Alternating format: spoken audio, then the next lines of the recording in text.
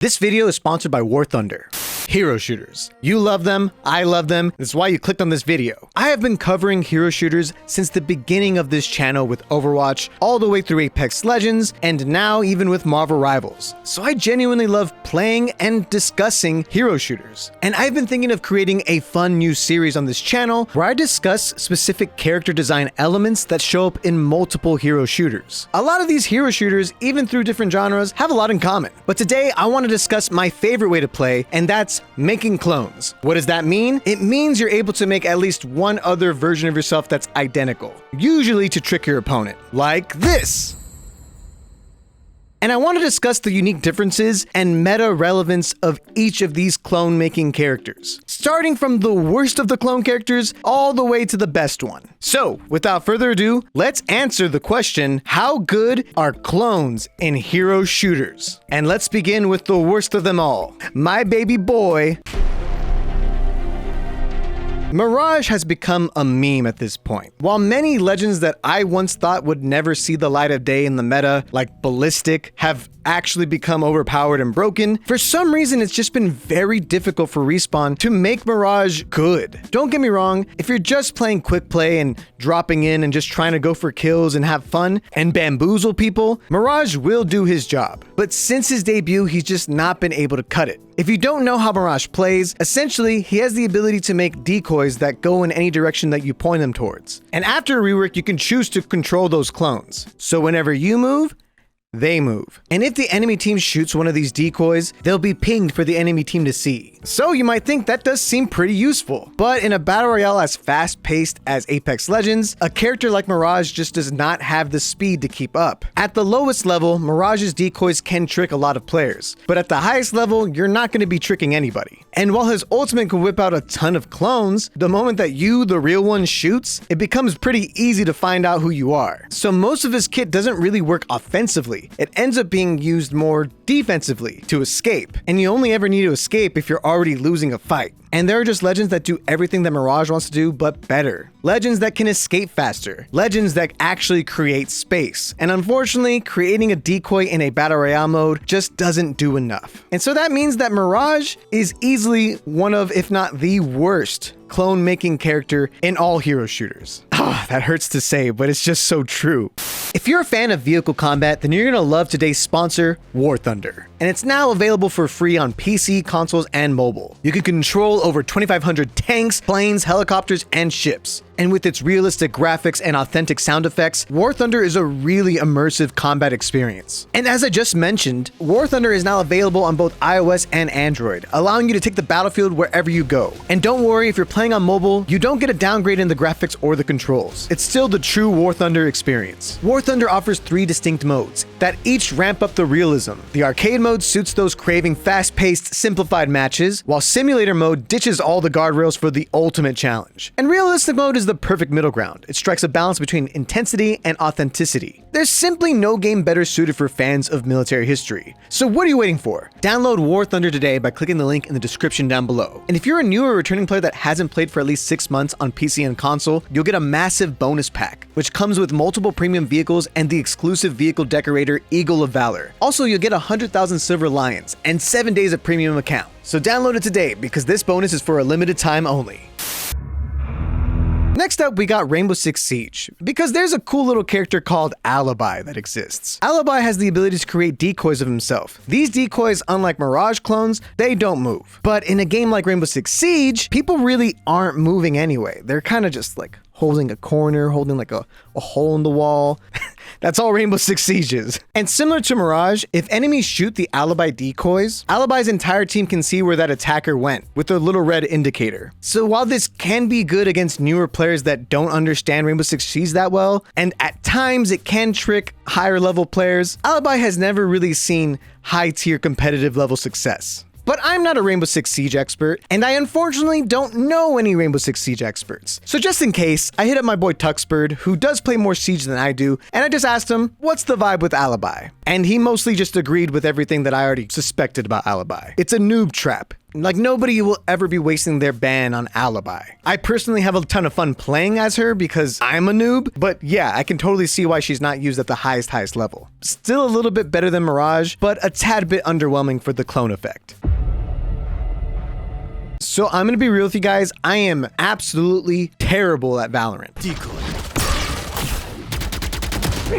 It's the main reason I don't make Valorant content, because I'll probably never get out of bronze. So I consulted one of my friends, Silver AG. You should follow him on YouTube, he's my boy. And he's a pretty high-skilled Valorant player and keeps up with the esports scene enough, and he gave me a ton of insight about Yoru. Yoru can make clones that look like him, and if the enemy team shoots the clone, they get fully flashbanged. So in Yoru's initial launch, he was pretty weak. A lot of people would argue that his fake footsteps at the time were one of the worst abilities in the game. And if you picked him, it was basically a troll pick. Because unfortunately, his clone didn't really have any depth. There wasn't much you could do with the clone. It was pretty obvious it was fake. So eventually they buffed his clone, and it just sounded and looked a lot more realistic, meaning that a lot of people do end up shooting this clone all the time. But one of the most important reworks was giving him the ability to use his abilities while he went invisible in his ultimate, which means he could use clones and teleport while he was in his ultimate. On top of the fact that you could also fake teleport, which is something you couldn't do before. And that obviously gives him a lot more tricks up his sleeve. Don't get me wrong, Yoru has never been meta dominant, but he does have a solid niche in specific maps, and a great counter to characters like Cypher. But as you can tell, the reason why Yoru is a little bit better than someone like Alibi or Mirage is because his entire kit doesn't revolve around just his clone ability. But I will say the utility that this clone gives you is a lot higher than the last two characters we just discussed. So never meta dominant, but solid niche pick for Yoru. And obviously really good players with Yoru can be super scary to play against, because a good Yoru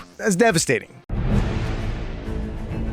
The next character I want to talk about is actually Ying from Paladins. RIP Paladins. I have never really played Paladins, and I never even watched the esports. So I am nowhere near an expert, and I could have just Googled like, oh, how did Ying play? No, I got an actual expert. My boy Rainday, who is a phenomenal caster for Apex Legends, among other things, used to professionally cast for Paladins. So he knew a lot about the competitive esports scene. Give him a follow too. And he honestly had a lot to say about Ying. Ying, being one of the early healers in the game, had a lot of competitive success throughout her entire career. Ying had the ability to cast illusions, which were her clones, and these illusions would heal your teammates. Sound kind of familiar? But also, what's really cool is that these same illusions, you could explode to do a ton of damage to enemies as well. And because Paladins is all about the different types of builds, you could either build really heavily into healing, or build really heavily into exploding your clones and killing everybody with them, which did give her variety in her playstyles. And what made her truly great was that she essentially had an ultimate where it was almost impossible to die. Essentially, anybody near a clone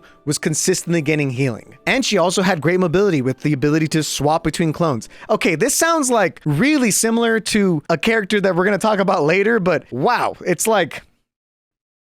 Sorry, back to Paladins. So she was always a consistent top 3 healer in the meta. However, once healers like Furia came out and the meta started shifting, she did see a dip in her usage and ended up becoming a little bit more map dependent versus meta defining, which Rainday was telling me is a sign of a good balanced game, which I agree. I think games are more fun when there isn't just a strict meta and the different maps change the meta a bit, you know? And for the most part, you see a decent amount of usage whenever other healers got banned. One thing that Rainday wanted me to note is that in Paladins, there was an anti-heal item called Cauterize, and this was very important in the competitive meta of Paladins. So healers that primarily focused on healing were really punished by this item, as opposed to other healers that had other abilities that they could do, like stun or slow, or contribute more DPS. And this is ultimately because she's one of the earlier characters, so her kit was just a lot more simple. Later on, you'll see that Paladins got a little complicated before it died. But regardless, Ying had a really solid competitive run throughout the lifespan of Paladins, and her design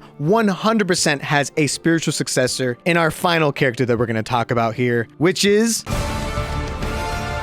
I think it's difficult to say if Ying or Loki are the more meta-dominant healer because Marvel Rivals is still pretty young, but considering that Loki has been good the whole time, it's safe to say that he's probably the best clone character right now. Now, Loki is a healer in Marvel Rivals. I made a whole Loki for noobs. Love the guy. He's one of my favorite characters to play. And his kit is pretty unique. You can spawn a bunch of clones, and the way that they heal is that they shoot whatever you're shooting at. What this means is that his healing output is very high, especially when you pair it with his runes ability. And his clones also act as mobility. You can swap between the clones and trick opponents, making Loki very difficult to kill. But on top of that, his ultimate is also very strong because you can copy anybody's ultimate. If you're running just a 2 support composition, you would most likely always copy a Luna Snow ultimate. So you can defend your team twice with 2 different Luna Snow ultimates. It's kind of broken. 24 seconds straight of Luna Snow. But he became a lot more flexible in triple healer compositions where he didn't necessarily need to have to copy support ultimates all the time. So on top of the fact that his healing output was very high, his DPS was also very high as well. So he stayed meta dominant until basically recently when he finally got nerfed. Pros would always pair him with Luna Snow, and that would be your main support composition. Unless Loki got banned, which happened a lot. He would sometimes be swapped around with Mantis depending on the matchups, but for the most part, Loki had seen consistent high-level success throughout his entire existence. Will he still remain meta-dominant after his nerfs? It's difficult to say right now, but he'll probably still see competitive play to counter dive strategies. But we'll keep our eyes peeled. Marvel Rivals is adding new characters basically every single month, so keeping up with the meta landscape can be a little bit difficult at times, especially when they keep changing the team-ups. By the time you watch this video, Loki could have a completely new team-up, or no team up at all. Who knows? It just changes so often.